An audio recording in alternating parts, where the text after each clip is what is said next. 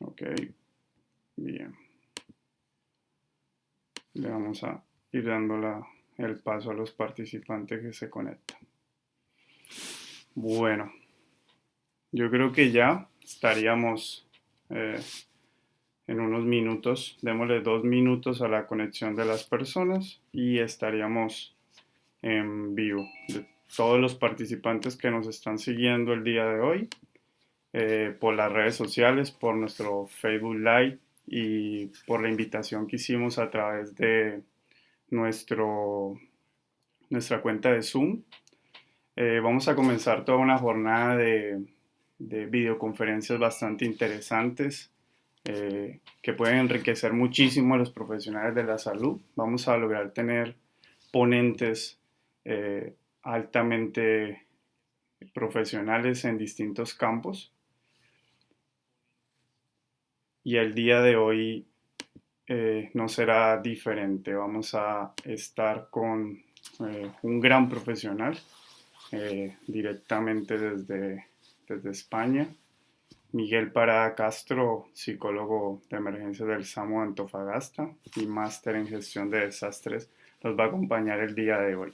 Entonces, siendo ya la 12:55, creo que estaríamos listos. Eh, Miguel, ¿nos escuchas?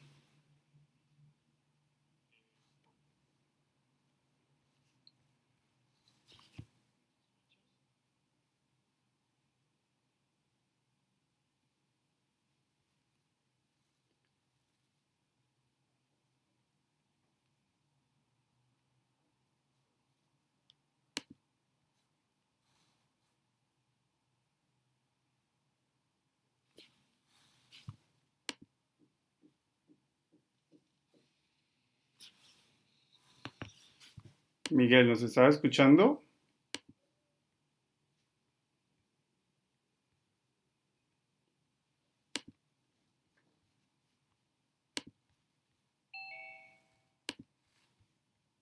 Vamos a reiniciar el audio de Miguel. Ahí sí, Ahí me escuchas, perfecto. y ahí me tenían silenciado. Silenciado. Bien, al parecer Ahora sí. un segundo eh, que por algún motivo cortó la comunicación para la gente que está en el Facebook, pero ya la vamos a reactivar para que inicies tú, Miguel, Bueno, con todo. Un segundo. Vamos a reactivar un poco. Parece que la gente de Facebook Live nos dice que por algún motivo se les cayó el ya. enlace.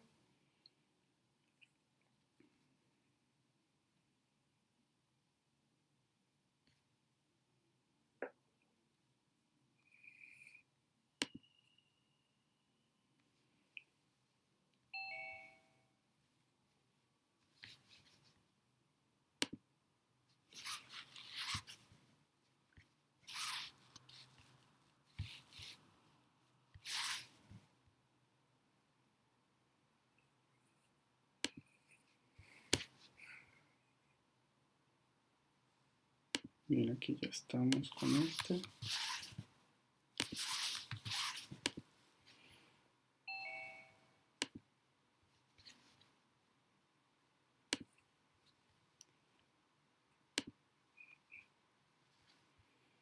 En la sala de espera ahí tenemos más personas que quieren conectarse. La reunión ya 17 personas. Bien, Miguel, te doy vía libre. Ok. Bueno, lo que les decía cuando me tenían ahí censurado con el micrófono, Sí, nada, le agradecía en el fondo bueno, a ti, José Daniel, a Omega Capacitaciones, la posibilidad y la invitación, digamos, a poder conversar algunos tópicos, alguna información importante respecto a la salud mental, sobre todo en los equipos de salud. Yo, bueno, soy un requete contra convencido, un evangelizador de que la salud mental en los equipos de salud y principalmente en los equipos de atención prehospitalaria tiene que ser un tema primordial dentro de la formación, dentro del día a día, porque realmente sin salud mental no podemos considerar la salud. Entonces, agradecerle la invitación y nada, la jornada de hoy, esperar de que sea provechosa, vamos a conversar algunas cosas, algo de lo que se ha visto acá en España, lo que yo he visto en Chile desde acá, y luego ya nos metemos directamente en el tema de salud mental, el impacto de la salud mental, etc. Bien, perfecto. Pero Miguel, antes de que comenzara, nos gustaría mucho que nos contaras un poco de quién es Miguel Parada. Es decir, ¿por qué tener un ponente como tú? Cuéntanos un poco acerca de ti. Bueno, soy psicólogo clínico de profesión. Me fui desde que estudié en la universidad, me fui orientando hacia el ámbito de las emergencias, los desastres, el comportamiento humano en situaciones de desastre. Y posteriormente, cuando egreso a la universidad, llego a trabajar al SAMU Metropolitano, donde empiezo a abrir este camino de la salud mental en la atención prehospitalaria. Y nada, me doy cuenta que en el fondo hay mucho camino que recorrer ahí. En el ámbito de salud también tuve la posibilidad de desempeñarme como psicólogo de enlace en la posta central. Entonces también ahí es aplicar en el fondo la psicología a situaciones de urgencia, de riesgo vital, de hospitalizaciones, etcétera. Después del año 2018 me voy al SAMU Antofagasta, donde estoy actualmente. Soy funcionario del SAMU Antofagasta, donde también en el fondo llevo a cabo ahí un programa de salud mental que tiene que ver con el abordaje psicológico tanto de los funcionarios que asisten a procedimientos de alto impacto, como también asistencia psicológica a familiares o a víctimas de incidentes críticos. ¿Qué haces actualmente en España, Miguel? Actualmente me encuentro estudiando una maestría en gestión de desastres en la Universidad Complutense de Madrid. Estoy desde el año pasado viviendo acá en Madrid y bueno, ya estoy por en un mes más, mes y medio, retorno a Chile a hacer mi proceso de tesis, que lo voy a hacer en incendios forestales, en gestión del riesgo. Y luego ya tendría que retornar nuevamente el próximo año para poder hacer todo el proceso de finalización del máster, Ya. Y que es el te, motivo por el cual estoy acá. y te tomó la pandemia estando allá en Europa. Sí, sí, bueno, ha sido una experiencia bien difícil en realidad. Aquí ya por suerte hoy tenemos varias libertades, tenemos muchas restricciones que se han ido sacando del estado de alarma que tenemos desde el 14 de marzo acá. Yo personalmente estuve 49, 50 días en cuarentena. Madrid no funcionaba para nada y ha sido complejo en realidad. Es un poco rara la experiencia de estar en un país extraño, haciendo cuarentena, confinado, sin poder salir. Pero aquí sí hay que destacar que en el fondo el sistema sanitario es un muy buen sistema de salud. Hay una articulación importante y bueno, si bien es cierto, la pandemia ha sobrepasado y ha colapsado a todos los servicios de salud del mundo, digamos, pero aquí en Madrid creo que las restricciones y las medidas que se han tomado han sido bastante buenas. Uno nunca imagina tomar una experiencia de estas de irse a estudiar a un lado y que lo tome una pandemia y lo atrape, ¿no? En un Exactamente. lugar. Exacto, y de hecho voy a salir de una cuarentena acá y llegando voy a tener que estar en cuarentena en Chile, yo creo, así que van Así a es. ser 14 días más que vamos a tener que estar ahí encerrados. Claro que sí, eso te va a tocar que hacerlo basado en la reglamentación del Ministerio de Salud aquí en Chile, ¿sí? Exacto. Miguel, desde el punto de vista tuyo, ¿cómo ha impactado el entrenamiento de los profesionales de la salud esta pandemia? ¿Cómo ves eso? A ver, mira, yo creo que lo vamos a conversar en la presentación, pero yo creo que para los equipos de salud, esta pandemia, si bien es cierto, ha sido un desafío, ha sido algo nuevo, que nadie lo esperaba que realmente esto se viviera así. Pero también yo siempre digo, y la literatura dice que las crisis en el fondo son una oportunidad. Yo creo que para todos los sistemas sanitarios del mundo, especialmente para el sistema sanitario de Chile, está la oportunidad de ver cuáles son nuestras debilidades, cuáles son las amenazas que tenemos a nuestro sistema sanitario. Nosotros como profesionales también de salud estamos viendo en el fondo dónde flaqueamos, dónde tal vez nunca nos interesó capacitarnos y resulta que a lo mejor el tema que no nos interesó capacitarnos, resulta que hoy es tal vez el más importante. También desde el ámbito de la salud mental, creo que los equipos de salud, la comunidad en general se ha dado cuenta que los equipos de salud son tan vulnerables como las propias personas, como las propias víctimas o los propios pacientes. Entonces también es un poco reconocerse dentro de esta pandemia en el fondo. O sea, nosotros y los equipos de salud ocupan roles sociales. Un rol es ser paramédico, enfermero, médico, auxiliar, lo que sea de salud, pero también seguimos siendo personas comunes y corrientes. Entonces, también es un poco humanizar un poco más el trabajo. Ya, perfecto. Bueno, bien, Miguel, te doy paso en esta conferencia. Creo que hay bastantes personas que te quieren escuchar y nos gustaría que compartieras. ¿Podrías compartir pantalla o... Voy. Perfecto.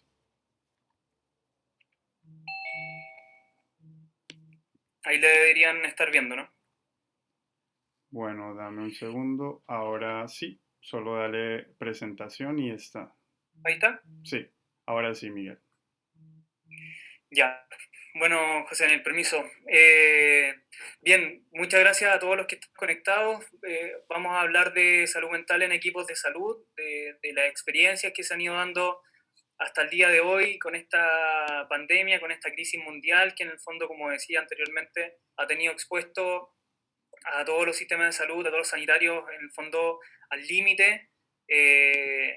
Y como no es distinto, digamos, la salud mental también se pone en jaque en esto, ya sea cualquier el rol que realizamos nosotros en el sistema sanitario.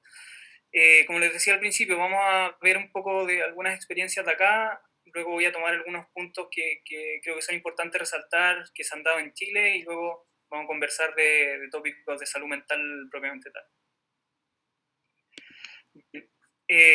Bueno, voy a ir pasando unas imágenes que yo creo que cuando empezó este tema de la pandemia, nosotros empezamos a ver en todas partes del mundo, digamos. O sea, yo creo que estas imágenes han estado en casi la mayoría de las presentaciones, tanto de epidemiología, de infectología, de salud mental, porque realmente son imágenes que dicen más que todas las palabras que pudiéramos dar en este sentido.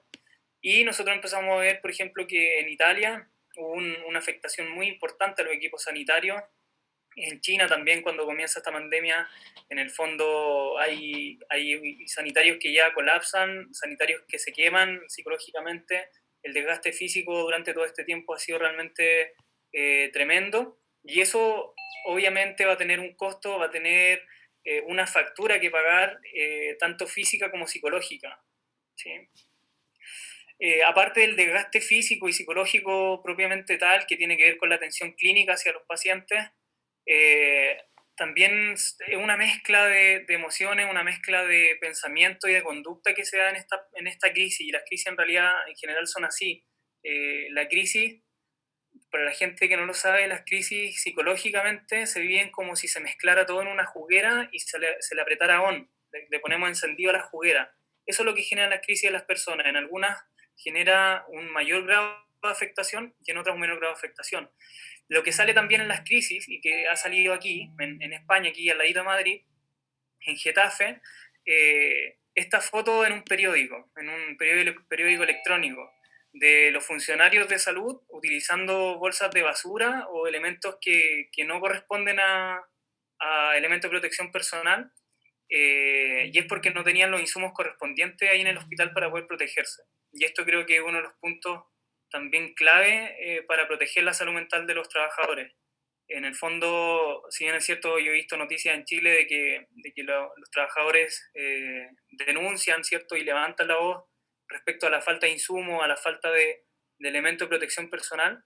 Yo creo que sin duda esto ha sido un tópico que se ha dado a nivel mundial. O sea, yo creo que en todos los países han faltado elementos de protección personal, y los trabajadores de salud, como siempre, han tenido que improvisar con lo que tienen, digamos, para poder protegerse. Sí, veo una imagen muy fuerte, ¿no, Miguel? Sí, Esa sí, sí. imagen es una imagen muy fuerte porque se ve su descontento, las expresiones que hacen con sus manos. Hay un Sí, claro. descontento en el público, ¿no? Claro, o sea, en el fondo, como te decía, esta crisis llega y muestra a los hospitales y a los sistemas sanitarios que estaban preparados a media, y realmente a los que no estaban preparados y que funcionan con lo mínimo. Entonces, no solamente pasa en Chile, sino que hasta en los mejores sistemas sanitarios también hay falencias y hay oportunidades de mejora. Pero, sin embargo, creo que los elementos de protección personal en el ámbito sanitario deberían estar permanentemente. Sí. Bien, ahí también noticias que hemos podido ver en la web: sanitarios cansados, colapsados, los turnos de 12 horas o de 24 horas pasan a ser turnos de 18 horas, de 30 horas, 36 horas, y realmente se produce un cansancio físico importante también y un desgaste mental también importante.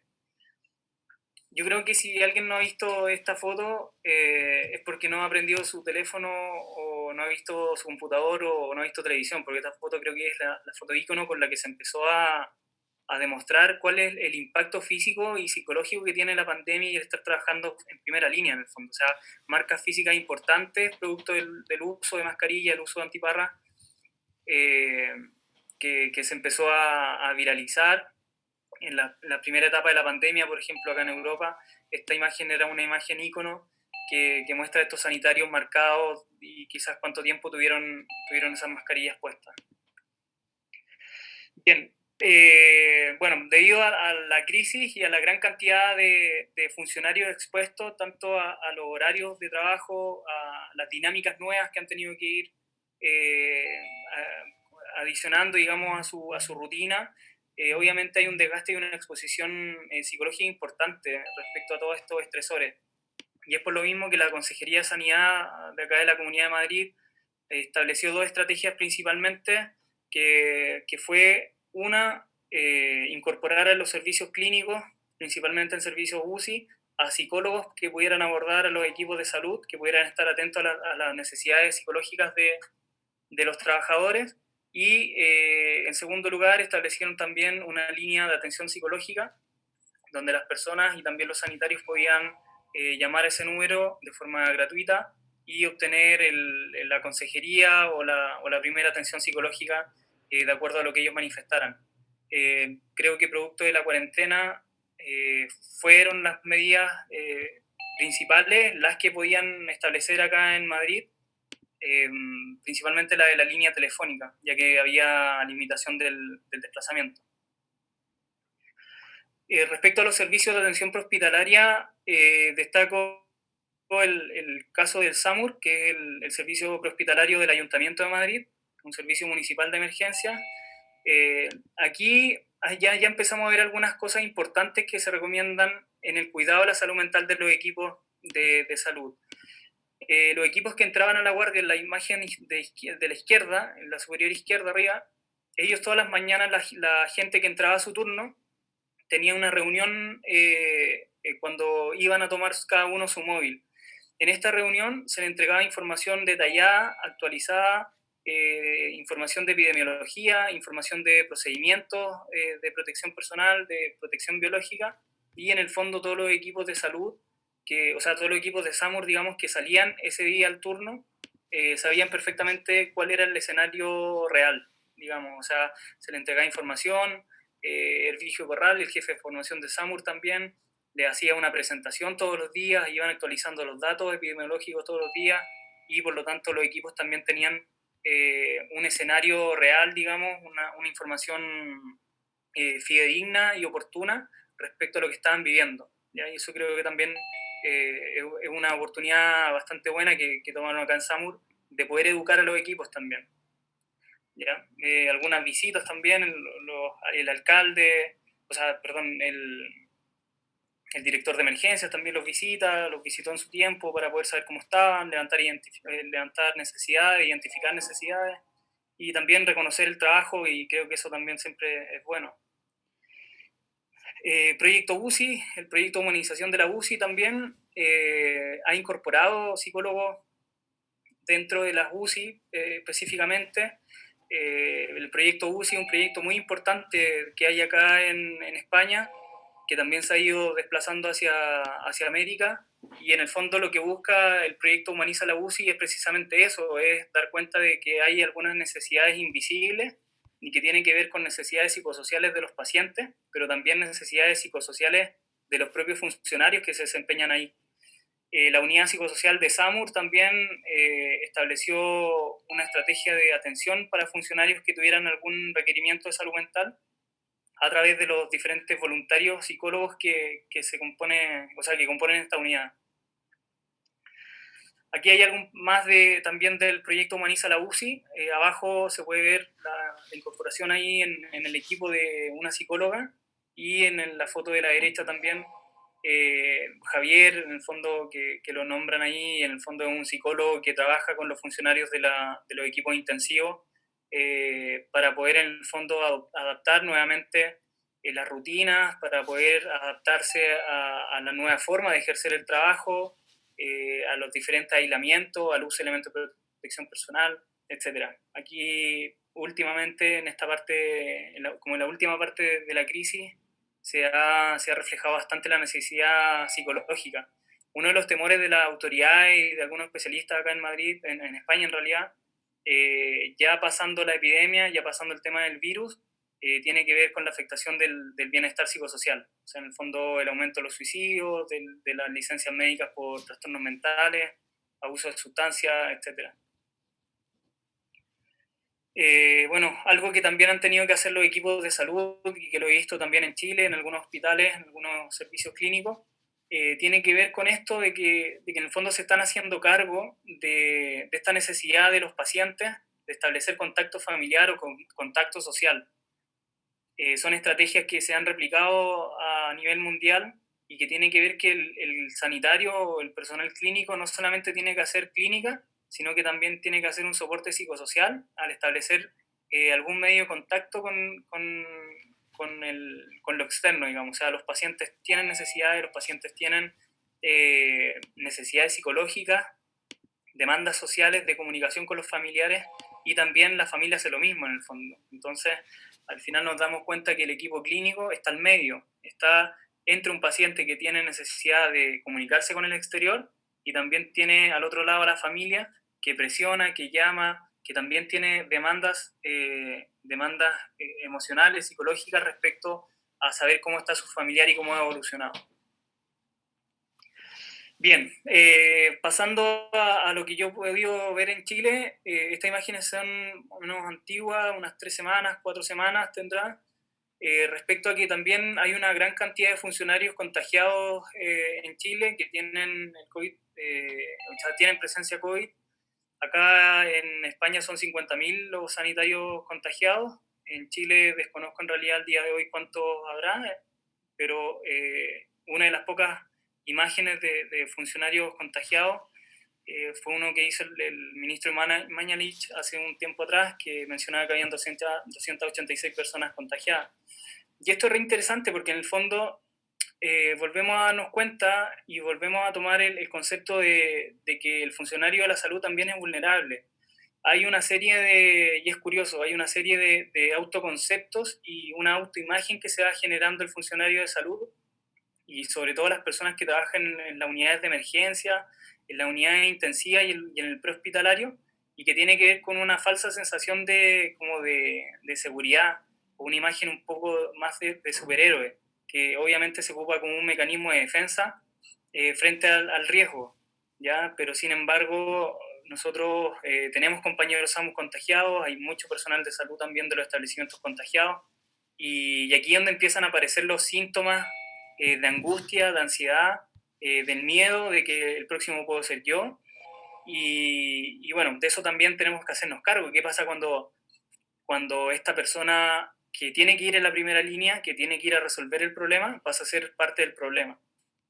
Abajo hay una imagen de la ambulancia del SAMU Antofagasta, de la unidad de Calama, que llegando a Antofagasta a dejar unos exámenes es agredida por parte de la población. Esta imagen, si bien es cierto no se veía a diario en el prehospitalario, pero sin embargo siempre el riesgo de agresión en el personal de salud, el que enfrenta a la gente en las crisis, va a estar siempre, digamos. Pero yo aquí lo que no es por defender a la gente que agrede al funcionario sanitario, pero yo aquí creo que se da un fenómeno psicológico colectivo, y que tiene que ver con que el funcionario de salud es depositario de la angustia, del miedo, de la frustración y de la rabia de la comunidad con un sistema. Yo creo que es re interesante en estos tiempos empezar a abordar los fenómenos sociales o lo que nosotros vemos en nuestro sistema, en nuestro medio, como fenómenos sociales, digamos, como fenómenos colectivos, porque esta agresión que ocurrió a esta ambulancia no tiene que ver porque era ni la ambulancia Calama, ni porque iba Pepito Pérez conduciendo esta ambulancia, sino que tiene que ver que esta ambulancia representa algo, que es un sistema sanitario, un sistema de salud, que aparentemente no funciona o que tiene falencias. Y eso la comunidad lo expresa y lo da cuenta así, a través de este tipo de agresión. Algo lamentable también que ha sucedido con el personal de salud tiene que ver con hechos de discriminación, también que afecta notoriamente la salud mental y el bienestar psicosocial de los funcionarios de salud. Cuando nosotros vemos en condominios o en conjuntos residenciales carteles donde se amenaza al funcionario de salud, se discrimina al funcionario que trabaja en un hospital, que trabaja en la urgencia, cuando no se atienda a un funcionario, a un enfermero, por ejemplo, porque simplemente trabaja en la urgencia de un hospital, cuando se le pide a un enfermero, a un médico, que no utilice un ascensor y que utilice las escaleras porque simplemente está más expuesto por ser funcionario de salud, estas cosas obviamente afectan la salud mental de los trabajadores.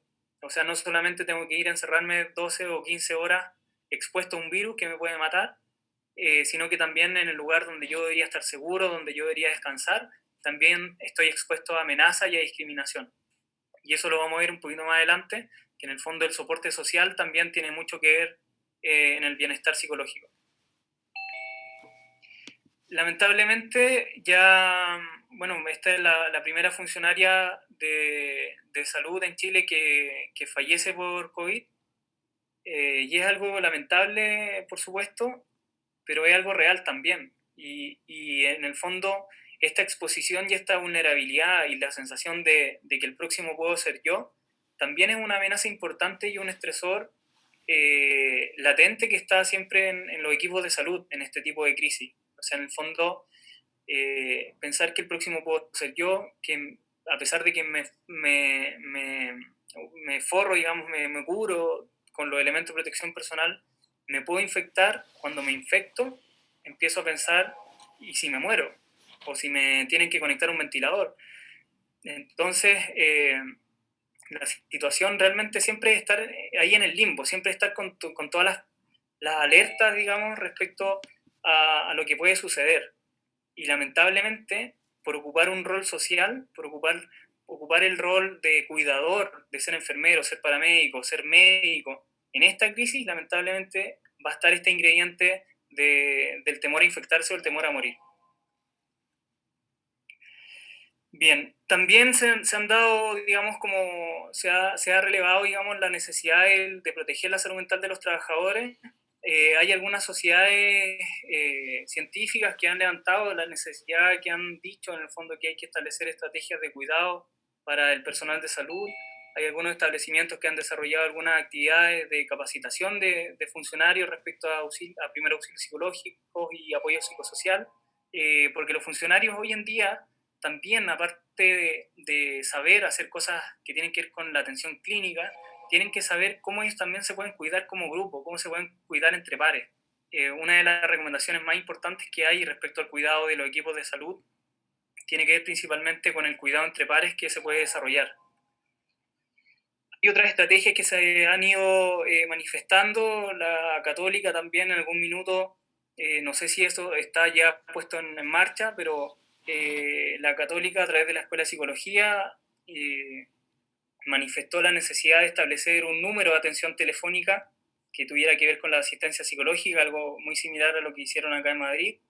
La guía para el cuidado de la salud mental también que elaboró el Ministerio de Salud y que la lanzó hace un tiempo. Y también Chile Crece Contigo elaboró y ha elaborado algunas estrategias de cuidado de la salud mental de los niños en nuestro país. Entonces, aparte de toda la crisis que se ha ido suscitando, también han ido surgiendo algunas estrategias de cuidado del bienestar psicosocial de los trabajadores. Hay ahí un poco más de imágenes respecto a lo que se está haciendo. Hay mucha gente trabajando para proteger la salud mental, para en el fondo mostrar esta necesidad de cuidado. y en el fondo también abarca todos los grupos sociales, o sea, hay fundaciones, hay diferentes instituciones que están trabajando con el cuidado psicológico tanto de los adultos mayores como los niños. Desconozco si hay alguna específica que esté trabajando en salud mental para los trabajadores de salud, pero sin embargo hay algunas oportunidades de ayuda que se pueden utilizar. Esta creo que también es re interesante. La Escuela de Salud Pública de la Universidad de Chile está trabajando en un estudio de riesgo, digamos, de afectación de salud mental de los trabajadores de salud, y creo que es re interesante, y es una de las recomendaciones que finalmente yo voy a mencionar acá, que tiene que ver con en cuánto está afectando el virus a nivel psicológico en nuestros equipos de salud. La Escuela de Salud Pública está participando en este estudio a nivel mundial, y creo que sería re interesante que también los establecimientos de salud o los equipos de salud empiezan a medir cuánto tienen de afectación, o cómo han ido surgiendo algunas actividades de recuperación o de protección de la salud mental. Una de las cosas que nosotros lamentablemente en algunos ámbitos de la salud en Chile no hacemos es precisamente medir con instrumentos los fenómenos que van sucediendo en el trabajo. Algo muy bueno que se dio en la última presentación del presidente, dentro de las medidas que se van a implementar, la tercera medida tiene que ver principalmente con la protección de la salud mental. Desconozco en realidad y no se detalló cómo hacer este programa de acompañamiento que se llama Saludablemente, pero sin embargo creo una buena oportunidad para poder en el fondo generar el espacio de cuidado de la salud mental, ¿ya? ¿Y por qué digo que es positivo esto? Porque en el fondo tiene que ver con estrategias globales y colectivas, o sea, ya que lo nombre el presidente, que sea una de las medidas gubernamentales respecto a la protección de la salud mental de los trabajadores, creo que es fundamental. Hoy día me gustaría saber en el fondo cuántos SAMU, yo soy del SAMU, por eso parto por ahí, cuántos SAMU tienen un programa o están implementando alguna estrategia de cuidado de la salud mental de sus trabajadores. ¿Cuántas UCI en Chile están midiendo la afectación psicológica que tienen sus trabajadores? ¿Cuántas urgencias están midiendo con escala validada en Chile la afectación el grado de burnout que está teniendo los trabajadores en su urgencia? Entonces, creo que es súper importante generar los espacios de discusión, pero también en el fondo empezar a levantar la necesidad de los trabajadores. Ya, ahora vamos a hablar, vamos a ver un poco de teoría respecto a cómo las comunidades en general se ven afectadas por las crisis en cuanto al aspecto psicosocial. Aquí, esto es súper simple, tiene que ver principalmente con la etapa de impacto. Tenemos una pandemia que es la alarma, ¿cierto? Y luego todo este tiempo, desde que empieza la pandemia hasta el día de hoy, nosotros empezamos a realizar diferentes tipos de acciones, y que esas acciones están enmarcadas en una fase que se llama fase heroica. Es decir, nosotros empezamos a implementar diferentes estrategias para enfrentar esta amenaza, y empezamos a desplegar toda nuestra energía respecto a estas acciones que nosotros estamos realizando. Esta etapa heroica tiene un nivel de resistencia, tiene una fase de resistencia y se llama luna de miel. Acá nosotros en España ya estamos pasando esta etapa de luna de miel, y les voy a explicar al tiro por qué.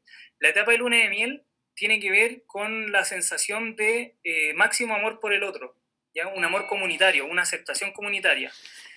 ¿Recuerdan el terremoto del 27F? Bueno, luego del terremoto vino un evento que se llama Chile Ayuda a Chile, donde todos somos chilenos, todos somos hermanos, todos los políticos se ayudan, los políticos no discuten, sino que van todos a ayudar por una misma causa.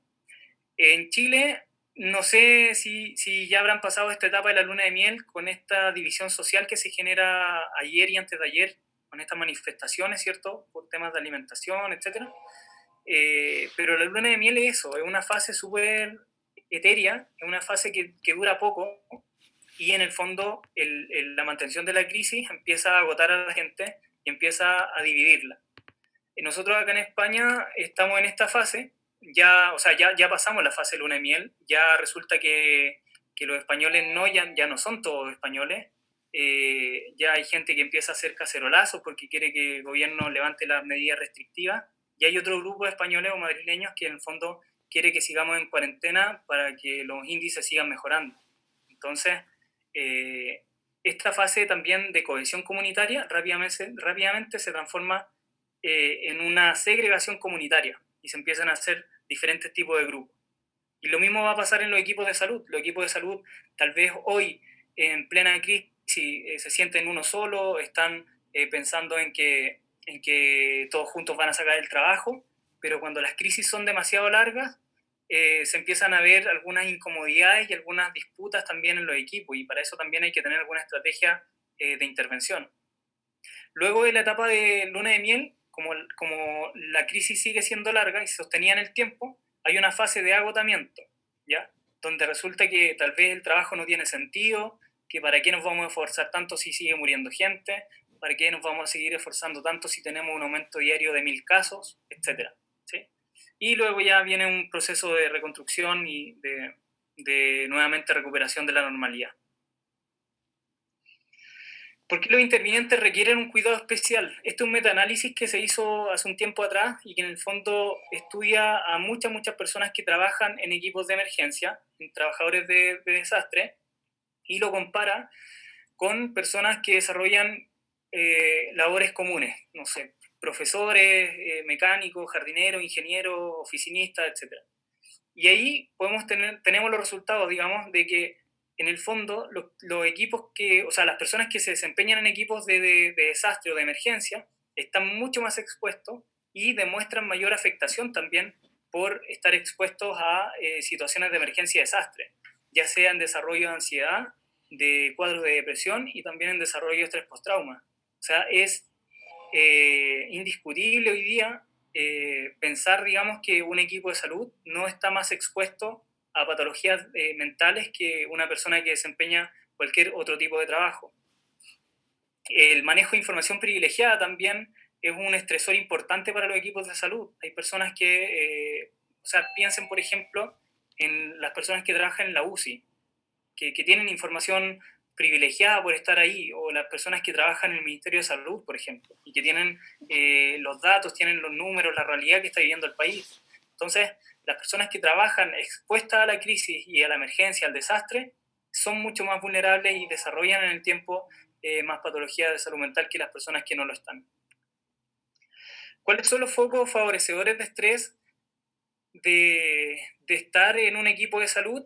Tiene que ver primero que todo con estar en esta primera línea, o sea, ser yo el que tengo que ir a la carga, digamos, de enfrentar esta crisis, de estar expuesto primero al virus, segundo a que tengo que cambiar, por ejemplo, mis rutinas de trabajo al tener que ponerme muchos EPP o cambiar la forma de abordar a los pacientes, la forma de abordar a los compañeros en el trabajo, mantener la distancia social, etcétera. O sea, el hecho de estar en esta primera línea per se tiene una carga psicológica importante respecto a tener que usar mascarilla. Ahí vemos a Agustín, por ejemplo, que está con su mascarilla, estar todo el día con una mascarilla, que no estamos acostumbrados. Yo para ir al supermercado acá en la esquina tengo que usar mascarilla. Entonces, el hecho de estar en esta primera línea con una modificación importante a nuestro patrón de trabajo es un foco favorecedor de estrés importante. Luego, ya lo dije, tiene que ver un poco con los EPP. En el fondo, a pesar de que me ponga la mejor tecnología o el mejor EPP que dispone de mi servicio, aún así sigo teniendo esta sensación de contagio, este riesgo de contagio.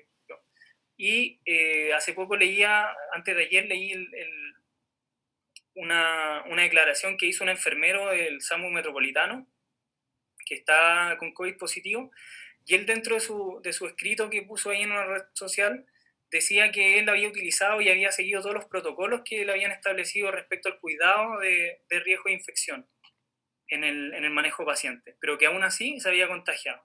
Entonces, el uso del EPP frente a este virus y al riesgo de infección genera obviamente un estrés importante porque va a estar latente la sensación de que yo también me voy a infectar. La incertidumbre.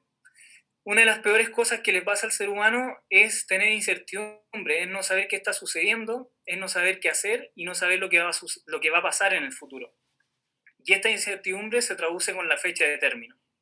O sea, los equipos de salud se pueden bancar una semana arduo de trabajo en los terremotos, los incendios forestales, los desastres.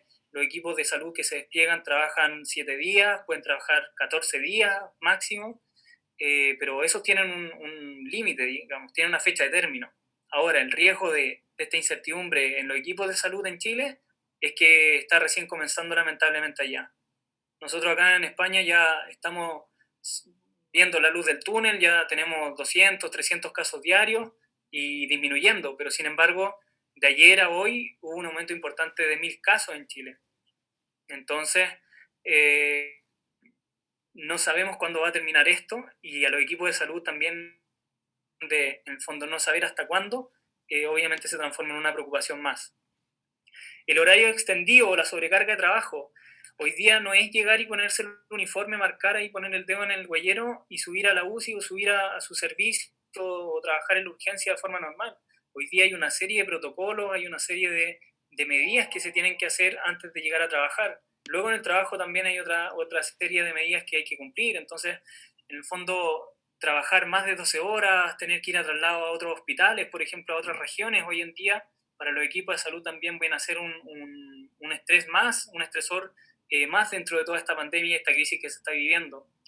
La doble presencia, otro punto como foco de estrés, tiene que ver cuando los trabajadores de salud no solamente están dentro de su trabajo, sino que también psicológicamente sus preocupaciones están en otro lugar, están fuera de ahí. Es decir, yo, papá, me voy a mi turno en la urgencia o me voy a mi turno en el hospital, pero sin embargo estoy la mayor parte del tiempo también preocupado de lo que está pasando en mi casa. ¿Sí? Que mis hijos no vayan a salir, que si va alguien a visitarlos que vaya con mascarilla, que se lave las manos, que le va a dar la comida, etc. La doble presencia es eso. En el fondo yo estoy en mi lugar de trabajo, pero mis preocupaciones también se encuentran en cualquier lugar fuera de él. ¿Sí? Y por último, quise destacar la presión del medio social, y el medio social se entiende como el contexto donde nosotros vivimos, por ejemplo, y compartimos cosas que no tienen nada que ver con el trabajo. ¿Y por qué la presión del medio social es un estresor? Porque muchas personas, por ejemplo, saben que nosotros trabajamos en la UCI, en un servicio de urgencia, en un servicio de ambulancia, y nos preguntan cómo es estar ahí, qué cosas vemos, que si es tan cierto lo que dicen en la televisión, que si es verdad que pasó esto, que si es verdad que faltan insumos.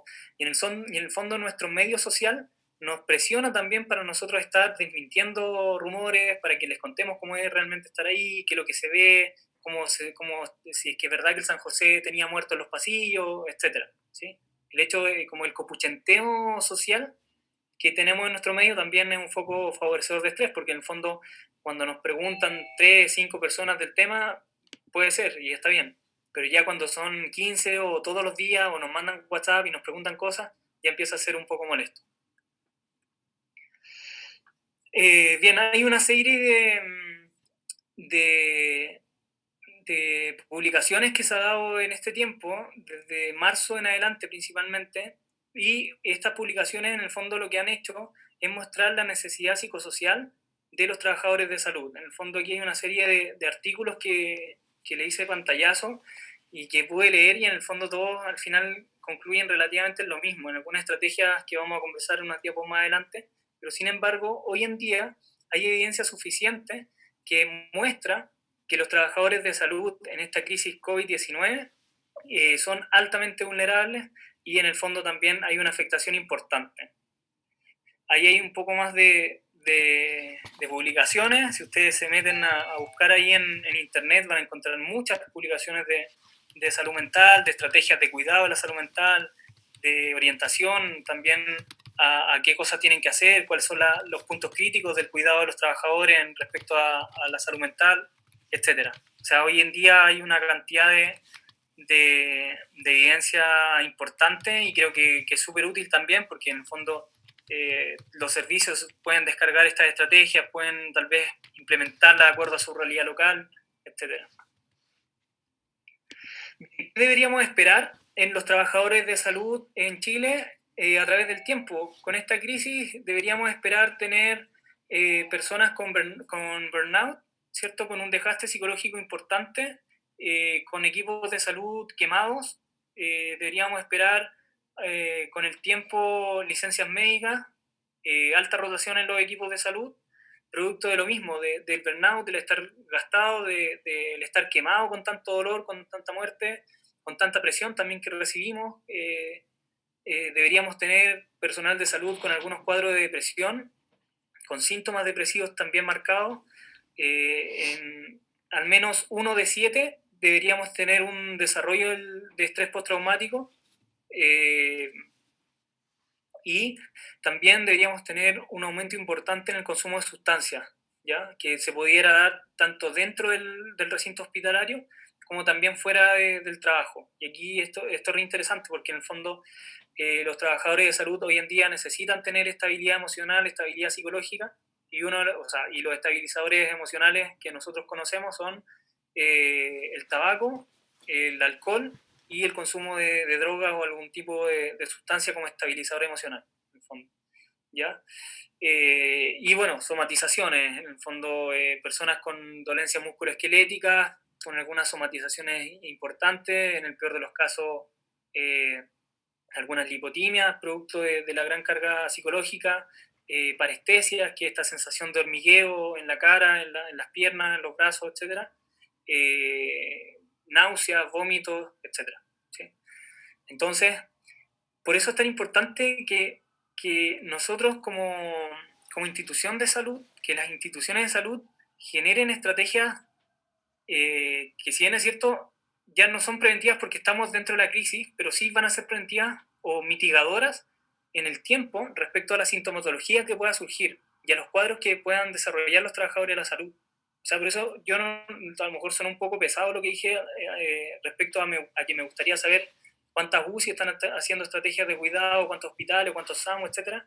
Pero sin embargo, perdón, creo que es re importante de que las instituciones consideren la vulnerabilidad psicológica de los trabajadores, porque en el fondo, y esto no es que lo esté diciendo yo ni se haya inventado aquí en Europa, pero sin embargo, la cantidad de rotación y la cantidad de licencias médicas de impacto en la salud mental es altísima.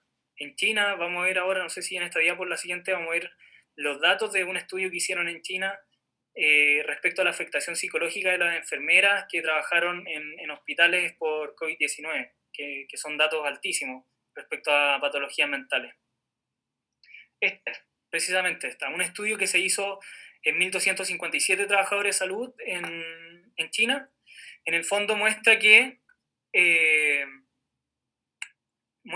hay que el 50% de sus trabajadores tiene depresión actualmente, el 45% de estos trabajadores tiene ansiedad, hay una parte importante, un tercio, un poquito más, que tiene insomnio, no pueden conciliar el sueño, por lo tanto se le altera su ciclo sueño-vigilia y todos los ritmos que tienen que ver con eso. Y también un alto porcentaje, un 72%, tiene angustia. Nosotros, en Chile, si midiéramos, sé que lo están haciendo algunas partes, pero creo que la invitación en el fondo es a usted, digamos, a que levanten la necesidad en sus servicios de poder medir, de aplicar alguna escala para medir cuánto nos estamos afectando en el fondo. O sea, aquí hay un estudio con una población de estudio importante, 1.200 trabajadores, que muestra que la mitad está con depresión. Saquen el costo de esto, digamos, la carga atribuible a la enfermedad de depresión, ¿qué implica? Implica tener reemplazo, implica que esta persona tiene licencia médica, implica que hay consumo de fármacos, implica que cuánto en el tiempo se extiende esta licencia médica. En el fondo, los problemas de salud mental no son que la gente se va para la casa a descansar y ya, sino que hay una carga atribuible al sistema y eso se traduce, digamos, en costos económicos importantes también.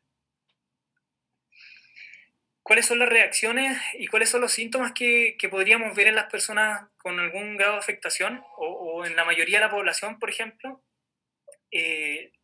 Son reacciones que van en 4 ámbitos. Generalmente o malamente se dice que nosotros hacemos contención emocional o hay afectación emocional. Pero sin embargo, la afectación se da en estos 4 ámbitos, que tiene que ver en una afectación física, conductual, emocional y cognitiva, ¿ya? Y a eso también le tenemos que subir un quinto elemento, que es las reacciones sociales, ¿ya? Entonces, físico, podríamos tener náuseas, diarrea, sudor frío, temblores, oídos tapados, sensación de debilidad, fatiga, etc. Emocional, ansiedad, temor, mal humor, tristeza, melancolía, pensamiento, no, eso no, eso está al lado. Excesiva inquietud, disminución en el interés por las cosas que hago, resulta que ahora me dedico solo a trabajar porque estoy 18 horas metido en un hospital y el único tiempo que me queda es para llegar, ver a mi hijo, saber que están bien, hacer comida y querer descansar. Por lo tanto, emocionalmente también tengo otra disposición al medio. Cognitivamente tenemos desorientación, confusión. La gente que trabaja en turno generalmente no tiene alguna alteración un poco en la ubicación en el tiempo y espacio, ¿cierto? Se confunde la fecha. Dificultad para tomar decisiones cuando nosotros llevamos mucho tiempo trabajando, cuando llevamos mucho tiempo en turno. También nuestra forma de establecer las prioridades en cuanto a la toma de decisiones puede verse influenciada por esta afectación cognitiva. Podemos tener lentitud en la forma de pensar, podemos tener pensamientos catastróficos, que en el fondo esto no va a mejorar, que los insumos van a seguir faltando, que las camas UCI van a empezar a colapsar, que nuestro hospital no va a ser capaz de solucionar lo que tenemos que hacer, etc. ¿Sí? Pensamientos asociados a esta crisis. Y también conductualmente, obviamente hay gente que va a tener llanto, de rabia, de pena, incremento de sustancias y drogas para poder estar estable emocionalmente. Y vamos a empezar a ser poco eficaces en las cosas que nosotros hacemos. ¿Ya? Vamos a empezar a tal vez no ser tan buenos en lo que estamos haciendo, vamos a tener cuestionamiento también de nuestro desempeño, nos vamos a empezar a cuestionar, digamos, de la vida, que realmente si quiero seguir trabajando en la UCI, quiero seguir trabajando en la urgencia, soy buen paramédico, soy buen enfermero, etc. Conductas de este tipo también, en el fondo, las personas que hacen cuarentena o que están demasiado tiempo en la casa, la ansiedad, el salirnos de la rutina también a veces nos hace estar aburridos y empezamos a tener sensación de ansiedad, de hambre constante y en el fondo empezamos a comer más, empezamos a fumar más, empezamos a hacer deporte excesivamente, etc. Bien, respecto a las intervenciones que están recomendadas para la situación de crisis, o sea, de emergencia y desastre, aquí hay una pirámide con cuatro digamos, eslabones, y que principalmente los más importantes son los primeros 2 de abajo, que son cubrir las necesidades básicas y de seguridad, y esto tiene que ver con que los trabajadores de salud en sus unidades tienen que tener cubierta la necesidad básica de comer, de ir al baño, de estar hidratado, de estar comunicado, especialmente con su familia, y sensación de seguridad otorgada principalmente con el acceso a la información, a una información que sea oportuna, que sea fidedigna, una información oficial de nuestra institución y una información oficial también del Ministerio de Salud o de los gestores de la crisis. Luego, en un segundo nivel, hay un soporte comunitario y un soporte familiar. Y por eso yo les decía al principio de la presentación, por qué es tan agresivo y es tan dañino que las comunidades, los condominios, las residencias donde vive el personal de salud haga actos de discriminación, porque en el fondo no se da el soporte psicosocial o el soporte comunitario. El personal de salud, más encima que está obligado, digamos, por un mandato laboral de tener que ir y enfrentarse al coronavirus y enfrentarse a todo lo que ya hemos hablado, tiene que enfrentarse a la discriminación, a los comentarios o a las burlas o lo que sea de parte de la gente que vive con ellos. Entonces, el soporte comunitario en el fondo busca que creemos redes de apoyo que sean beneficiosas y que otorguen seguridad a los trabajadores de salud. Y el soporte familiar también, obviamente, una de las primeras estrategias que utilizan los trabajadores de salud para poder llevar en el fondo los turnos malos, cuando vemos dolor, cuando tenemos procedimientos graves, cuando tenemos problemas en el trabajo también, la familia viene a ser un soporte. En estos tiempos de cuarentena o de población de riesgo, como por ejemplo no ver a nuestros padres, no ver a nuestros abuelos, no ver a nuestros hijos, por ejemplo, buscar estrategias de comunicación a través de los diferentes medios que hoy existen para no perder esta comunicación con la familia, ¿sí? Y bueno, después vienen estrategias de soporte no especializado, que es medicina general, por ejemplo, y posteriormente, si es que lo necesitan, hay estrategias de intervención psiquiátrica más especializada. Bien, respecto a quién y cómo guía, los equipos de salud permanentemente, y sobre todo en las situaciones de crisis como esta, necesitan a alguien que los guíe, necesitan un líder, un ejercicio de liderazgo importante, y en este sentido el liderazgo tiene que ir asociado a estos diferentes puntos que puse acá, que primero es a la gestión de la información, o sea, nosotros necesitamos un líder, los equipos de salud necesitan un líder que gestione la información que está disponible afuera y puede hacer una bajada interesante, una bajada resumida respecto a cuáles son los nuevos protocolos, cuáles son las nuevas actividades que tenemos que realizar como equipo de salud, cuáles son los tratamientos que se están aplicando, etcétera. En el fondo, el director de orquesta el que tiene que ir marcando la pauta de cómo se está trabajando y se está enfrentando esta pandemia. Luego, respecto a la organización del trabajo, hay diferentes unidades de los hospitales que antes servían para cualquier cosa y hoy día resulta que son depositarios de pacientes conectados a ventilación mecánica. Tenemos que tener una adaptación, una readaptación de nuestro hospital respecto a la atención clínica. El liderazgo también debería mostrar cuáles son los recursos de ayuda que están disponibles para los trabajadores. O sea, hoy día un trabajador de salud debería saber a quién puede acudir el día que se sienta angustiado, o el día que se sienta triste, el día que empieza a tener alguna somatización, algún trabajador que tenga alguna idea suicida, debería saber cuáles son sus redes de ayuda psicológica. Y también eh, el liderazgo debería estar encargado y tener como tarea prioritaria, en el fondo, desmentir rumores. Una de las cosas también típicas y que surge en las crisis son los rumores, son las noticias falsas. Por lo tanto, una información clara, oportuna, veraz y de primera fuente, de una fuente oficial, el liderazgo debería encargarse de desmentir los rumores, de decir cuál es la forma de trabajar, cuál es la realidad que está enfrentando el hospital o la unidad en ese minuto y qué podrían esperar en el corto plazo, ¿sí? Para poder manejar un poco las expectativas también del trabajador, sobre todo cuando faltan insumos. El liderazgo hoy tiene que ser con rigor y afecto, o sea, tiene que exigir técnicamente lo que tiene que exigir, pero sin embargo también tiene que tener esta demostración de afecto, tiene que hacerle cariñito también a los trabajadores, hay que cuidar a la gente, hay que evitar que se quemen, y por eso digo que es tan importante establecer estrategias de apoyo psicosocial para los trabajadores. O sea, nosotros sabemos que nuestra realidad asistencial en Chile es una realidad muy variada a lo largo del país y hay funcionarios que ni siquiera tienen uniforme, que no tienen residencias cómodas, pasan frío, etcétera. Entonces, hoy en día creo que los líderes tienen que actuar en base al rigor y afecto. Y una de las cosas que yo haría como líder y que yo recomendaría a las jefaturas de las diferentes unidades es medir la situación y la condición de salud mental en la que se encuentran sus trabajadores. ¿Sí? Aquí Vigio Corral, que lo vimos hace poquito en SAMUR, dice que sin información no hay control y sin control no hay gestión. O sea, si no medimos, no vamos a saber cómo está nuestro personal. ¿Qué es lo que podemos hacer entonces?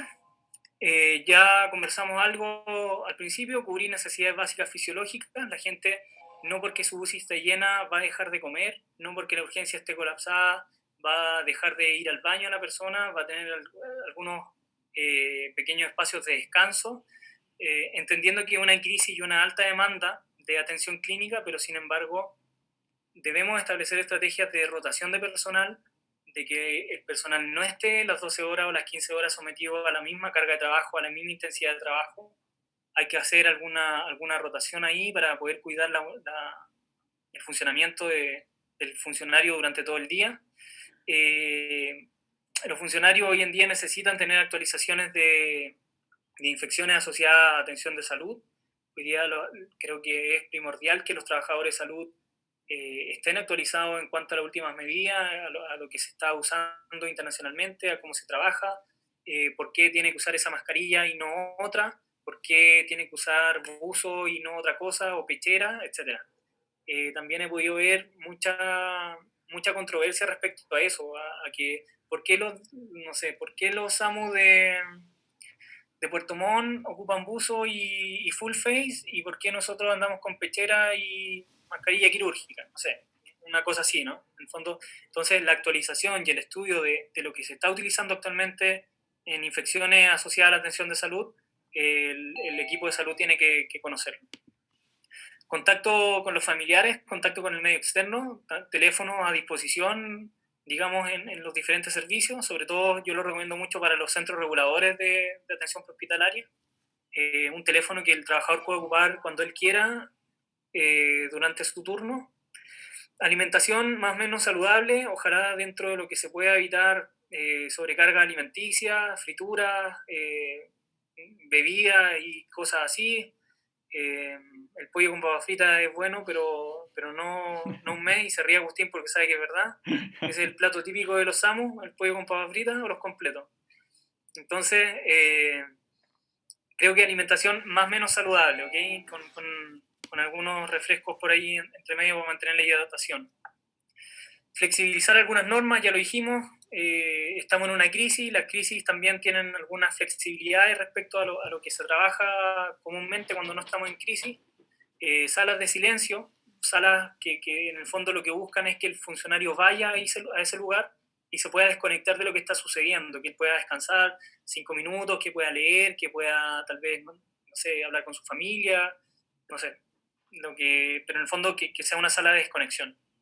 Acceso a radio y televisión, principalmente para tener distracción,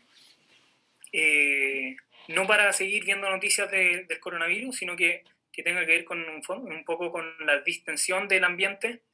El apoyo entre pares, es importante que los compañeros de trabajo conversen, se pregunten si están bien, se conozcan, que los compañeros de trabajo identifiquen cuando un compañero está actuando de manera distinta, cuando parece que el compañero está un poco más irritable, está un poco más sensible. Oye, mi compañero era duro como roble, no lloraba por nada, y resulta que ahora está más sensible, parece que tenía corazón. Entonces, esos pequeños cambios identificar esos cambios en los equipos de trabajo, se da principalmente por el apoyo entre pares, ¿ya? Y el servicio de apoyo psicológico, yo puse la hacha ahí porque en el fondo creo que una gran mayoría de los establecimientos, los trabajadores de salud están asociados a esta mutualidad, pero puede ser cualquier otro el que tenga la institución. Pero creo que los servicios de apoyo psicológico deberían estar disponibles en este tiempo, ojalá 24/7, pero al menos los trabajadores de salud deberían saber con qué servicios de apoyo psicológico cuentan, aunque no lo ocupen. Hace poco leí un reportaje de Concepción, que en el hospital de Concepción hay un equipo de salud, de psicólogos y psiquiatras que están trabajando con el personal de la UCI, por ejemplo, que pocos lo ocupan, pero sin embargo está disponible, y eso es lo importante. ¿Qué más podemos hacer? Bueno, gestionar nuestras expectativas. Como no tenemos fecha de término en esta crisis, creo que es importante gestionar las expectativas de manera diaria. La realidad y el escenario que hay hoy día no necesariamente tiene que ser el mismo que esté mañana, por lo tanto, yo creo que es una invitación un poco a vivir el día a día, a exigirle a nuestra jefatura a diario, digamos, o empezar a ver cómo nosotros trabajamos a diario, porque los escenarios en las crisis y en las pandemias, obviamente, cambian muy rápidamente. Conocer las banderas rojas. ¿Cuáles son las banderas rojas? Principalmente cuando yo sé que ya estoy afectado, o cuando ya sé que resulta que psicológicamente no estoy igual que antes, o cuando ya sé que me estoy poniendo un poco más molesto, un poco más ahí como mal genio, para poder en el fondo saber que estoy a punto de explotar o que necesito ayuda. La rutina es nuestro aliado siempre, mantener una rutina, principalmente la gente que está en cuarentena, creo que es súper importante, que no se genere esta oportunidad de quedarse acostado mirando el techo, porque es ahí donde empiezan los pensamientos ansiosos, la angustia, la sensación de que en el fondo está todo mal, que no va a mejorar, que por qué me toca a mí, que no sé qué. Entonces, mantener una rutina, tanto en el trabajo como también en el hogar, creo que es importante para en el fondo estar ocupado en cosas útiles y no generar ansiedad. Ser compasivo con nosotros mismos y con los demás. Una de las cosas que, bueno, me preguntaba Justi que qué veía con esta crisis en los equipos de salud. Y una de las cosas que yo creo que ha salido con esto del coronavirus es precisamente humanizar la atención de salud. Ser compasivo tanto con nosotros mismos, con nuestros compañeros funcionarios de salud, como también con los familiares y los pacientes. Resulta que los pacientes UCI generan un trauma por estar en la UCI que se llama síndrome post-UCI y que tiene que ver con este corte de la realidad y de la vida, producto de estar 2 semanas en coma, 3 semanas, un mes, 6 meses, y por lo tanto hay una afectación psicológica. El ser compasivos con los funcionarios, o sea, con los familiares, tiene que ver con el derecho a recibir información. Los hospitales hoy en día creo que tienen un desafío importante, aparte de gestionar los pacientes y la atención clínica, tienen un desafío importante en cómo gestionan la información al familiar. ¿Sí? La urgencia, la sala de espera, le apuesto que están llenas de pacientes, o sea, de familiares de pacientes COVID, preguntando si su familiar sigue vivo, cómo pasó la noche, ha mejorado, lo van a conectar o no, etcétera. Entonces, el establecer estrategias de comunicación a los familiares, de las visitas a los familiares, de los pacientes que tal vez se van a morir, poder establecer alguna visita en el final de la vida también para este paciente, que no muera solo, que no muera acompañado solamente de enfermeros, sino que tal vez podamos vestir a un familiar como corresponde, con todos los elementos de bioseguridad, y que pueda fallecer el paciente con su familia al lado, o con al menos uno, ¿sí? Que tienen que ver con aspectos de la bioética y el cuidado al final de la vida. Bien, mantener conexiones sociales es importante, no aislarse, no solamente trabajo y casa, sino que también tal vez mantener un poco las rutinas sociales que acostumbramos. Hoy día se hacen asados virtuales, se hacen juntas virtuales, así que también una buena oportunidad para aprovecharla. Y manejar la incertidumbre respecto a mantenerse en el presente, que tiene que ver un poco con gestionar las expectativas. En el fondo, hoy día sabemos que todo Santiago está en cuarentena, que tenemos gran parte de los hospitales copados y que nuestro trabajo de 2 horas es sin parar. Entonces, mantenerse en el hoy, no preguntándose hasta cuándo va a llegar, cuándo se va a terminar, los insumos hasta cuándo nos duran, no sé. Creo que es un poco un desafío, no digo que sea fácil, pero creo que es mucho más tranquilizador estar en el presente que estar pensando en qué voy a hacer en 2 semanas más. Y ir terminando, bueno, esto también ha dado vuelta por ahí en redes sociales, en el fondo, algunos tips de qué hacer, a qué ponerle importancia, límite la exposición a los medios, esto creo que es re interesante. Yo debo confesar que veo pocas noticias a esta altura de coronavirus. Trato un poco de estar actualizado en lo que va pasando con Chile, con la región de donde está mi familia, pero tampoco voy más allá. O sea, no me leo los discursos ni escucho los discursos del ministro de Salud ni nada, porque yo creo que ya a esta altura, teniendo como más de 60 días de coronavirus acá en España, por lo menos creo que para mí es suficiente. Entonces creo que también alejarse un poco de las redes sociales, ya que ustedes están inmersos ahí en el ámbito de salud. A lo mejor también es bueno no colapsar, sino sobrecargarse con eso, con el tema, que no sea monotemático esto.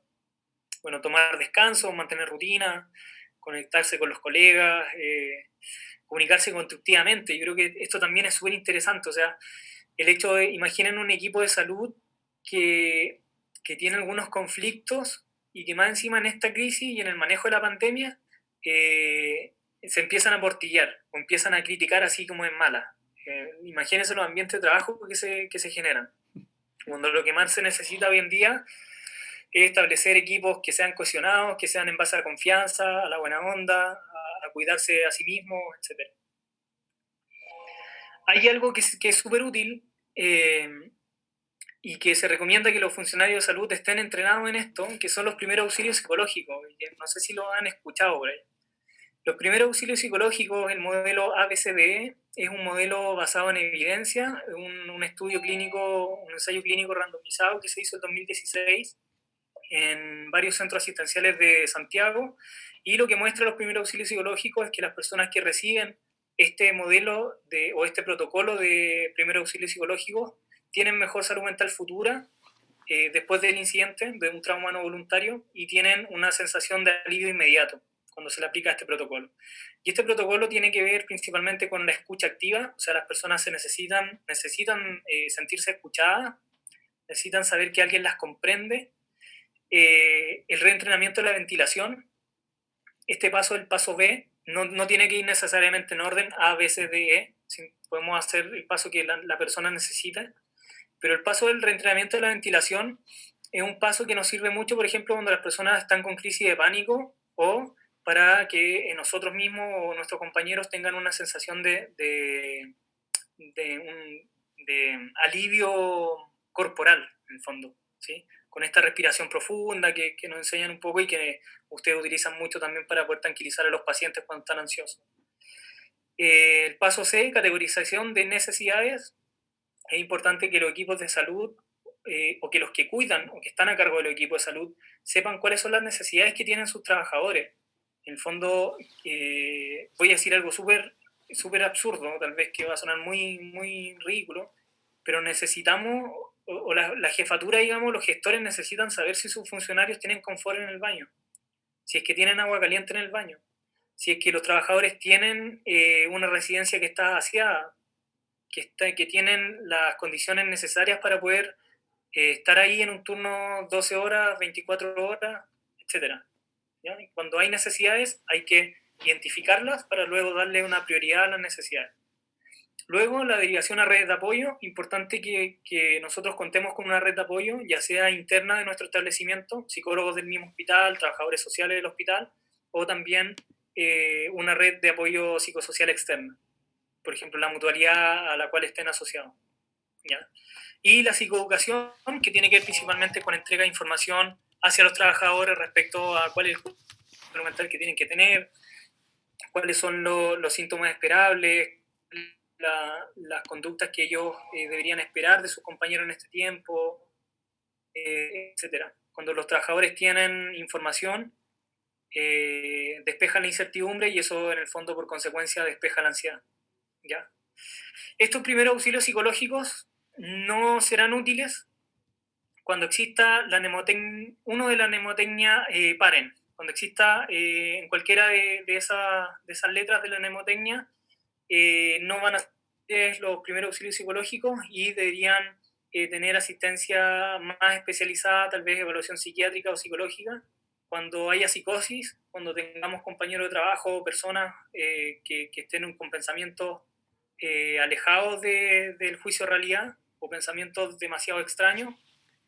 Ustedes saben que las crisis en el fondo lo que generan son algunas crisis psicóticas también, se generan por algún tipo de predisposición o alguna enfermedad histórica de salud mental, se vuelven a hacer algunas crisis importantes en cuanto a la psicosis. Personas agresivas con ellos mismos hacia terceros también deberían tener una evaluación. O sea, hoy día un trabajador de salud que revienta en su lugar de trabajo, que explota a través de la ira, de la rabia, de la agresión física con un compañero, con un familiar o con quien sea, hoy día no podría estar trabajando a no ser que sea evaluado por un especialista. Y no tanto como por el tema coercitivo, no tanto por lo punitivo, sino que tiene que ver por la condición en que se encuentra tal vez. Tal vez es mucho más sano y es más protector que esa persona esté en su casa descansando, tratando de tener estrategias de cuidado respecto a la crisis, a que esté sometido constantemente a gran carga psicológica en su lugar de trabajo, que en el fondo va a ser un riesgo más que un apoyo. Las personas que tienen rigidez, estupor o catatonía también, personas que les cuesta, que están lentecillas, que les cuesta pensar también, deberían tener a lo mejor una miradita ahí con un especialista, experiencias previas con el psiquiatra. Las personas que tienen antecedentes de salud mental son mucho más vulnerables a desarrollar alguna patología en el corto o mediano plazo después de las crisis y cuando los síntomas no se pasan. Cuando ese cuadro de síntomas que nosotros vimos en lo emocional, conductual, lo cognitivo y en lo físico Esos síntomas son esperables que se den durante las primeras 3 a 4 semanas, entre los 15, 20 y máximo un mes deberían estar presentes. Pero si tenemos un trabajador, por ejemplo, que está con dificultad para dormir más de un mes, que está con imágenes repetitivas de las personas que han fallecido, que está con una sensación de angustia importante, con síntomas invalidantes, o que llora y después de un mes no deja llorar, esas personas deberían pasar a tener una evaluación psicológica o psiquiátrica en profundidad. Bueno, ahí está el manual, el protocolo, ya lo hablamos, está disponible en la página de la Facultad de Medicina de la Católica, así que para que lo puedan descargar y le echen una ojeada, porque es súper amigable, entonces también es súper útil poder tener algunas consideraciones de este protocolo, pero sin embargo también debo decirlo que las personas que aplican el protocolo tienen que tener un entrenamiento porque podrían generar más daño que el que ya está hecho. Bueno, la última herramienta que les muestro, la página web de la Sociedad Chilena de Psicología en Emergencia y Desastres. Hay un capítulo ahí que habla sobre material para emergencia y desastres, que en el fondo son cartillas con información, hay algunos videos explicativos de alguna sintomatología, cómo cuidar a adultos mayores, cómo también apoyar a los niños, que cuando preguntan que por qué no van al colegio, por qué han dejado ver a sus compañeros, por qué no pueden abrazar a los abuelos. Bueno, ahí hay una serie de recomendaciones para poder sobrellevar esto de mejor manera en cuanto al apoyo psicológico. Perfecto. Eso. Bien. Eso sería. Wow, Miguel, excelente. No, ayúdanos ahí dejando de compartir la pantalla para que hagamos una sesión de preguntas. Sí, claro. Wow, Miguel, una presentación sorprendente, de verdad te felicito. Siempre personalmente he pensado, no me he metido mucho en el tema de la psicología de emergencia y siempre la dejamos de lado, nos enfocamos en trauma, reanimación y otros temas, pero cada vez vemos la importancia que esto toma y de verdad una presentación muy buena, excelente. Tenemos una sección de preguntas y yo quiero arrancar y esta pregunta es para ti, Miguel. Mira, tú tocaste un tema que habla sobre la crisis de los equipos y esta pregunta es para ti.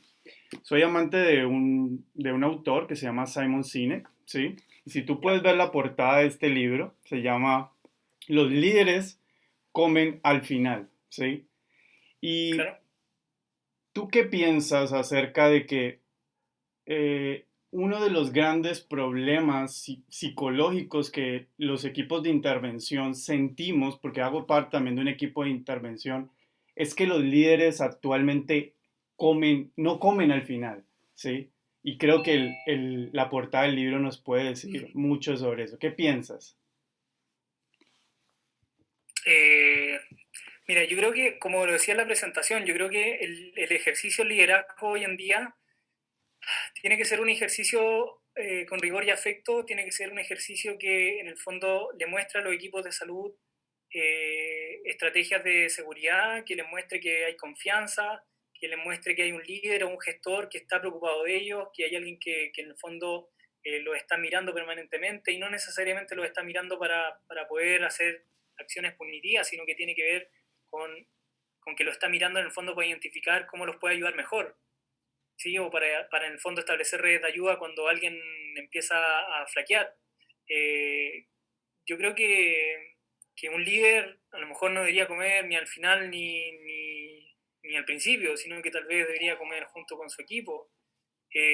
Hoy en día las separaciones, por ejemplo, que se hacen entre estamentos, y que yo soy testigo ahí, o sea, he sido testigo, digamos, de eso, tanto en el SAMU o en los hospitales, cuando separan a la gente por estamento, cuando hay comedores para médicos, comedores para enfermeros y comedores para auxiliares, yo creo que es lo peor que se le puede hacer a un equipo en el fondo, porque Sí. en el fondo te siguen diciendo que tú eres distinto.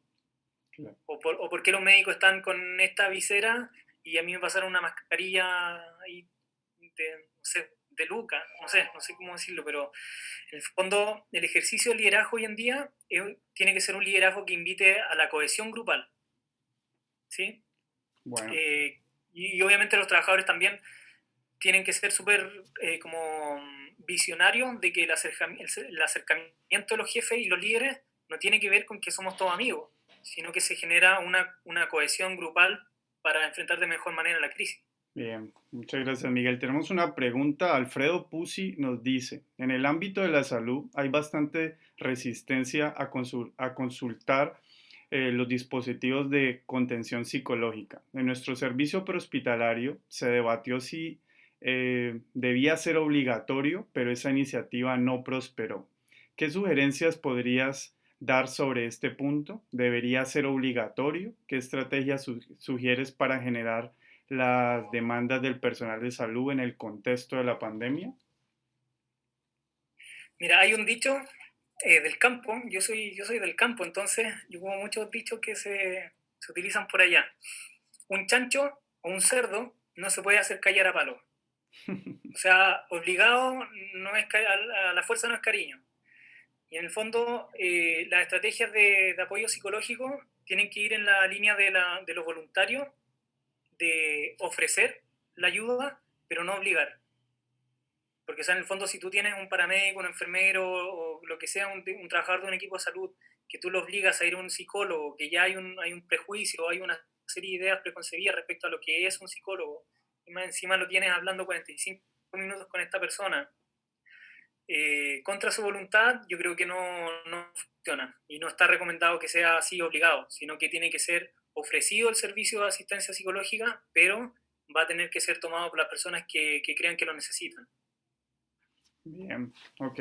Acá tenemos una pregunta de Oscar Becerra que dice, en el caso de emergencias, viendo el comer como algo simbólico, el líder debe comer primero. Debe, debe el líder estar bien, ¿sí? Debe dar el ejemplo. Hay mucha resistencia en pedir ayuda, por lo que el líder debe asistir de forma constante a dar el ejemplo. Saludos. Bien, tenemos preguntas de varias personas. Alguien que nos dice algo relacionado con qué recomendaciones le puedes dar a los equipos de bomberos que están también en la primera línea y ellos al llegar a un paciente no se dan cuenta cuando tienen un paciente COVID o no COVID. Mira, hace unas 2 semanas estuve en una presentación con el Cuerpo Bombero Metropolitano Sur y ahí pudimos conversar algunos aspectos re interesantes que surgen, porque en el fondo, al igual que los equipos sanitarios, han tenido algunas modificaciones importantes en la rutina, en las formas de abordar a los pacientes y realizar los procedimientos. Los bomberos hoy en día también se enfrentan a esta pandemia y a este cambio de trabajo que están teniendo. Yo las recomendaciones que creo que se deben realizar a los bomberos eh, principalmente tiene que ver con la organización de los cuarteles, de que en el fondo hoy día los cuarteles tienen que evitar la mayor exposición de las personas, establecer guardias nocturnas o guardias diurnas, digamos, con equipos que tal vez roten a los 7 días, que tengan elementos de protección biológica mínima. En algunos cuerpos bomberos están utilizando pecheras con mascarillas, no sé, una serie de cosas que en el fondo se pueden ir tomando. Y desde el aspecto psicosocial, hay un mecanismo de autocuidado que se da mucho en los bomberos y que tiene que ver con el apoyo intergeneracional. O sea, que los bomberos honorarios o más antiguos apoyen o que comenten, que hagan conversatorios de cómo se han enfrentado ciertas crisis anteriores, cuáles son las estrategias que ellos utilizaron. El apadrinamiento también en los bomberos funciona bastante bien. Entonces, creo que es importante también que puedan llevarlo de esa forma. O sea, hay una camaradería que es muy potente en los cuerpos de bomberos, por lo tanto, ese mecanismo de autocuidado informal creo que es súper beneficioso. Bien, gracias Miguel, qué buen aporte ahí. Hay alguien que nos escribe con un tema que tocaste relacionado a las salas de silencio. Personalmente he visto salas de silencio en hospitales, en algunos centros reguladores de la ciudad de Santiago, pero ¿tienes alguna estrategia que aportarle al prehospitalario que, no, que está en la calle respecto a las salas de silencio? Sí, se podría extrapolar las salas de silencio y que una de las cosas que yo he, o sea, digamos, dentro de la estrategia esta de un poco humanizar un poco más la atención prehospitalaria, de levantar la necesidad de salud mental, de bienestar psicosocial en el prehospitalario. Creo que si bien es cierto, obviamente muchas veces no podemos hacer salas de silencio, pero sin embargo podemos hacer una protección en cuanto al tiempo de disponibilidad de los móviles. Por ejemplo, un equipo prehospitalario que asiste a una parada cardíaca debería tener al menos 20-25 minutos de no estar disponible para poder, en el fondo, bueno, ordenar su móvil, despejarse, conversar, fumar, ir al baño, tomar agua, comer, lo que sea. ¿Sí? Pero que tiene que haber una pausa que sirva en el fondo como desconexión de lo que acaban de vivir. En el fondo, yo entiendo que algunos SAMUS, por ejemplo, algunos equipos prehospitalarios, por la cantidad de móviles versus la cantidad de demanda asistencial que tienen, es casi imposible detenerse después de cada procedimiento, pero creo que una de las formas de proteger a estos equipos es precisamente darle un tiempo para que respiren. Qué bueno. Gracias. Tenemos otra pregunta y es bastante interesante. Creo que tiene que ver mucho con la pregunta que te hice del libro y nos la dice Osvaldo Contreras. Y él nos dice, ¿cómo se cuida la salud de los líderes o de las jefaturas? Porque todo el tiempo estuvimos hablando casi del personal de la primera línea. ¿Cómo se cuida la salud mental de los líderes o jefaturas, Miguel? Mira, yo creo que primero un líder o una jefatura tiene que reconocer la posición que tiene y dentro de ese reconocimiento de la posición también está el reconocimiento de los límites. O sea, no porque sea jefe va a tener que inmolarse en esto. Yo soy un convencido de que los trabajos son un trabajo, pero no son la vida. O sea, en el fondo, a ninguna jefatura o a ningún líder lo van a hacer un monumento porque se enferme de COVID o se enferme de alguna patología de salud mental o se queme, en el fondo, desarrolle algún burnout o algo así. Eso, yo creo que el autocuidado y el cuidado entre pares también debe ser permanente. O sea, en el fondo, ¿cómo se cuida un jefe? Bueno, primero se cuida reconociendo cuáles son sus limitaciones respecto al ejercicio del puesto que tiene y también los trabajadores de salud o de los equipos también lo pueden cuidar. Al decirle, jefe, ¿sabe qué? Parece que está un poco más irritable o le están afectando un poco más las cosas. Entonces también ese feedback que le puede hacer el equipo de salud una buena medida para cuidarse en el fondo. Sí. Tenemos una pregunta que es bastante interesante y creo que se unen dos temas y es que nos preguntan que si la salud mental del equipo se puede afectar si la salud nutricional no va de la mano y se refiere específicamente a un equipo de intervención prehospitalaria que sea obeso. A esa es exactamente la pregunta. Mira, nosotros en el SAMU Antofagasta del año 2018 tuvimos un ciclo de conferencias clínicas y dentro de ese ciclo de conferencias clínicas tuvimos la oportunidad de compartir con un nutricionista que también entrena a deportistas de alto rendimiento. Y él nos explicaba en el fondo que es tan importante la alimentación, es tan importante la nutrición que nosotros le damos a nuestro organismo cuando desempeñamos tareas de alto rendimiento. Yo siempre he dicho que un funcionario de un equipo prehospitalario o de alto rendimiento como es la UCI, un intensivo, la urgencia, etcétera, tiene que tener una alimentación que sea adecuada para el gasto energético y la demanda nutricional que tiene que tener. Ahora, respecto a las personas obesas, chuta, es una realidad que hay que hacerse cargo en nuestro país. Eh, Mira, no, la realidad que tienen los bomberos y la policía, principalmente acá en Madrid, es que los bomberos son unos gallos que como que tuvieran cemento en el cuerpo porque tienen una musculatura que los gallos entrenan en sus días libres, tienen gimnasios disponibles también en sus cuarteles, la policía también tiene gimnasios disponibles en sus unidades, tienen nutricionistas, tienen evaluaciones médicas constantes. Entonces, bueno, nosotros ya hemos tenido alguna experiencia en un SAMU por ahí, en la zona central de Chile, donde se muere un funcionario, digamos, en un PCR. O sea, el desgaste que hay en la reanimación, el desgaste que hay en un turno de 12 horas, 24 horas, es tremendo. Y también creo que hay que ser súper consciente que, a ver, que se entienda bien lo que voy a decir, pero creo que hay que tener perfiles. O sea, hay algunos trabajos que lamentablemente exigen algunas condiciones producto del desempeño que se va a tener y la exigencia que se va a tener. O sea, eso, no podemos tener funcionarios que tal vez se expongan a un riesgo cardiovascular, por ejemplo, en un turno. Bien, y última pregunta y con esta vamos a cerrar esta conferencia porque sabemos que tienes un tiempo limitado y has hecho una conferencia magistral para todas las personas que estuvieron en conexión. Y es que, ¿qué, qué estrategia puedes recomendar tanto a los equipos de intervención como a las jefaturas de intervención sobre la poca disponibilidad de turnos que que el personal está entregando respecto a que no quiere ir a un turno extra para exponerse? A ver, ¿qué? No sé si casarme con, esto, con lo que yo pienso, pero voy a hacer. Bueno, diplomáticamente correcto, yo creo, pero yo creo que los trabajos son trabajos.